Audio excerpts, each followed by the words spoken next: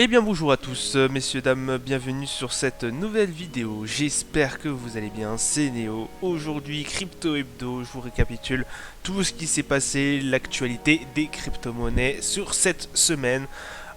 Du coup, entre le 29 et le 23, je crois. La dernière fois que j'ai fait ma vidéo, c'était le 23. Donc voilà, en fait, je vais vous récapituler un peu ce qui s'est passé durant cette semaine. On commence direct, du coup, par les chiffres. Du coup, le Bitcoin aujourd'hui, hein, on est le 30,05. J'ai pas eu le temps de faire ce week-end, j'en suis désolé, mais le 30,05. Donc le 30 mai, le Bitcoin est à 30 000 et quelques dollars. Le Bitcoin, plus 5,13%. C'est très très bien. On repasse au-dessus de la barre des 30 000 dollars. Est-ce que ça va durer? Je ne sais pas. Voilà, je n'ai pas de boule de cristal. Je ne suis pas voyant. Mais sachez qu'en tout cas, les marchés financiers traditionnels se portent actuellement un peu mieux. On a eu un très très beau rebond sur la semaine d'avant et qui tente à se poursuivre cette semaine. Donc on espère en tout cas pour ce début de semaine que ça va continuer et que du coup le Bitcoin reprenne un peu de couleur et qu'il repasse au-dessus des 30 000 dollars et qu'il y tienne. Voilà, qui tienne. L'Ethereum par contre qui est toujours en dessous des 2000 dollars l'Ether, on est à 1896 dollars l'Ethereum. Donc voilà, mais dans l'ensemble, sur ce aujourd'hui, ça se porte très très très bien. Vous le voyez, de toute façon, la plupart des valeurs sont en vert. On est ici Avalanche, Avalanche que j'apprécie énormément, Avalanche qui est passé à 27 dollars. Bon, c'est beaucoup moins que son plus haut, que c'est plus haut même, qui était beaucoup plus intéressant. Voilà, il y a à peu près un mois, il était à 66 dollars. On va regarder quand même ce qui s'est passé sur cette semaine, si il a bien suivi, si les valeurs des crypto-monnaies ont suivi du coup les valeurs des indices boursiers. Hop, et alors, le Bitcoin qui est effectivement sur une semaine a pris plus 1,04%, l'Ethereum qui a fait un peu mal, voilà, qui est à moins 7,23%. Et puis la plupart des valeurs sont, voilà, c'est mitigé. Dodge, pareil, moins 1,17. Dodge, il y a eu aussi quelques news qui ont fait bouger son cours. On vous expliquera ça sur les prochaines news, enfin sur les prochaines diapos que je vous ai fait. Donc voilà, pas grand chose à dire. C'est mitigé. Mitigé. La nouvelle que je voulais vous faire partager, l'une des plus grosses, c'est effectivement la blockchain Terra 2.0 qui est officiellement en ligne, qui est à peu près qui est aussi entre 3 et 4 dollars le Terra. Donc voilà, beaucoup pensent que d'ailleurs c'est beaucoup trop cher d'avoir mis 1 milliard de dollars sur la blockchain et autres pour faire fructifier le Terra de capitalisation.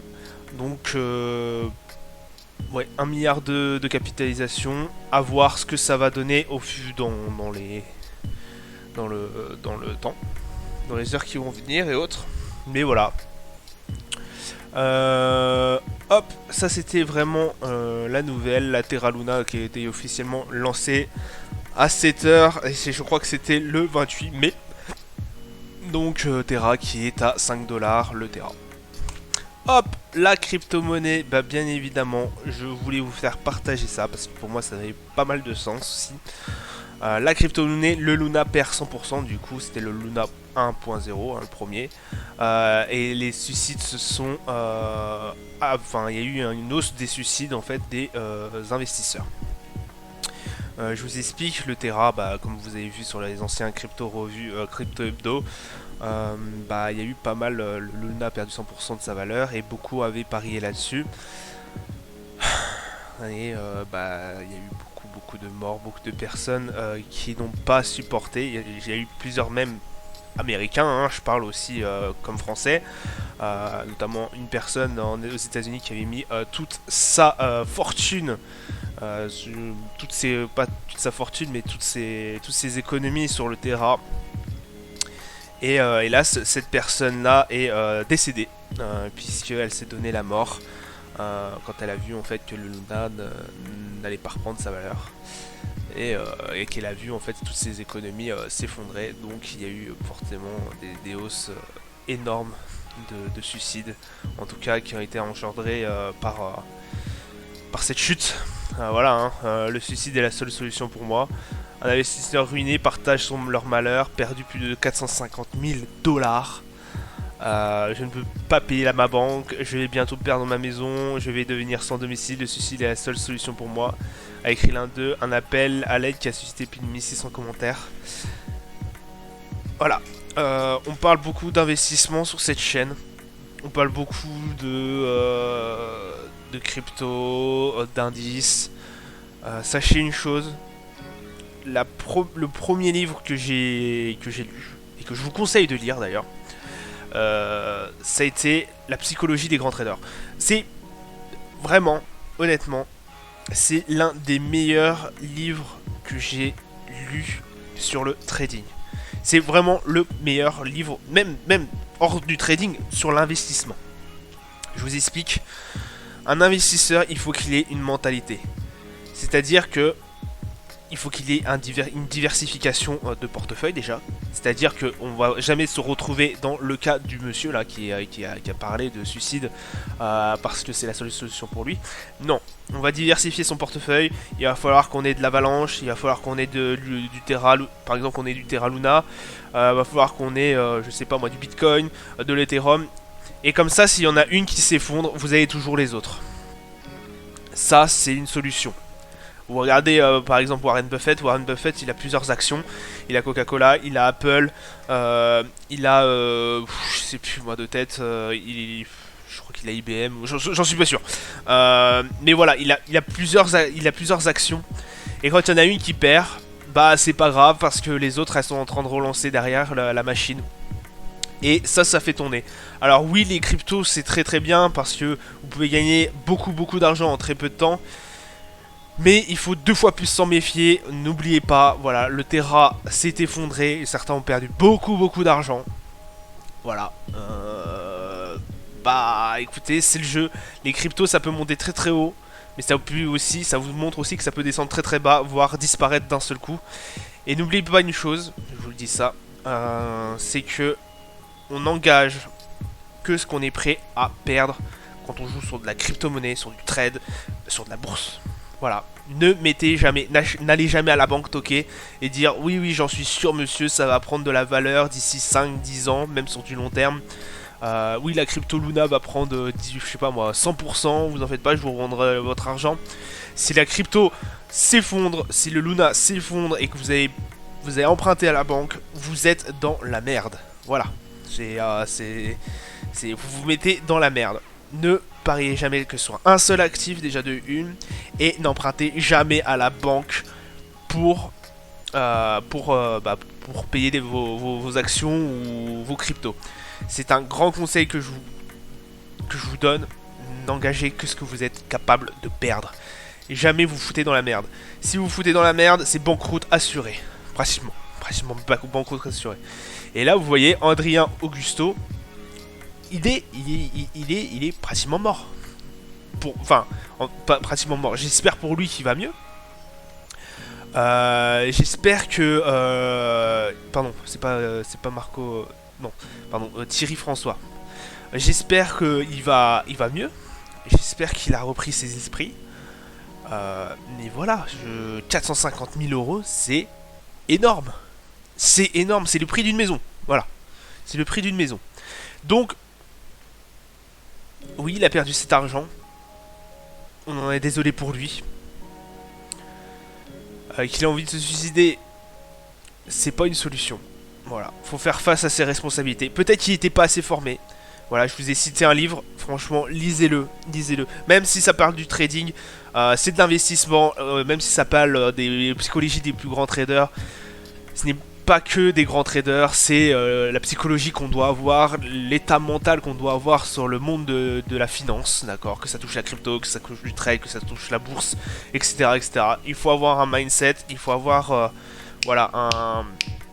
il faut avoir un truc, il faut avoir une mentalité. Et si vous l'avez pas, bah là ça peut faire des désastres, hein, comme on peut le voir. Donc très compliqué. Voilà, mon ami a décidé de se suicider ce matin. Il a essentiellement déplacé toutes ses économies vers la cryptographie en 2021 et le Luna était un des acteurs majeurs de son portefeuille. C'est triste. C'est très très triste. Il y a eu des vies brisées à cause de cette crypto-monnaie. Je suis désolé de vous l'apprendre pour certains, mais ça ne sera pas la seule qui va s'effondrer. Variez toujours vos plaisirs, variez toujours votre portefeuille, et puis tout ira bien pour vous. Et gardez foi en ce que vous faites. Regardez les vidéos, voilà, qui parlent de ces crypto-monnaies, qui parlent des crypto-monnaies qui vous intéressent. Voilà, restez à l'affût et surtout gardez un mental et voilà, je vous le redis, je vais vous remarteler ça. N'engagez ce que vous êtes prêt à perdre. Voilà, c'est le plus grand conseil que j'ai à vous donner. N'engagez que ce que vous êtes prêt à perdre. Voilà. On ferme la parenthèse du coup sur la crypto-monnaie Luna et les suicides. On parle du coup d'Elon Musk qui acceptera bientôt le Dogecoin. C'est le Dogecoin, c'est l'actualité que je vous avais parlé. Le Dogecoin qui avait monté d'un seul coup grâce à SpaceX. Elon Musk qui avait du coup annoncé que ce serait possible de comme moyen de paiement pour certains accessoires, je crois.